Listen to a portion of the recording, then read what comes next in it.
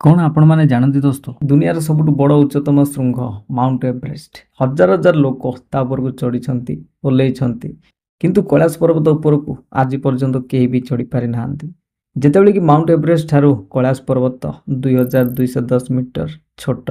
दोस्तों असल रे न चढ़ी पारिबार कारण कौन हे पारे? साल 1999 रे रूसियन साइंटिस्ट अर्स्ट मोल्दासेव दाबी करथिले कि कैलाश पर्वत को पहाड़ नुहे बरं एक विशाल प्राचीन पिरामिड। साल 1930 रो दशक रे रॉबर्ट टिकी आउ थोग रटलेज बॉली माउंटेनियर केते प्रयास कले चढ़िया पाए किंतु विफल हेले। दोस्तों पर्वत उपर को चढ़ीथिबा लोकंको कहबा हिसाब रे सेठारे समय बहुत स्पीड रे चली थाए, नख आ मुंडर बाल जल्दी बढ़ी थाए आउ सेठारे रास्ता भूली जिबा साधारण हो जाए। धार्मिक मान्यता हिसाब रे दोस्तों यह भगवान शिवंकर निवास स्थान जो साधारण लोक ता उपर को चढ़ा मुस्किल हो पारे।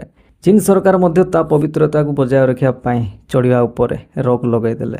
ताहले दोस्तों कौन ये विज्ञान हार ना पुणी महादेव महिमा?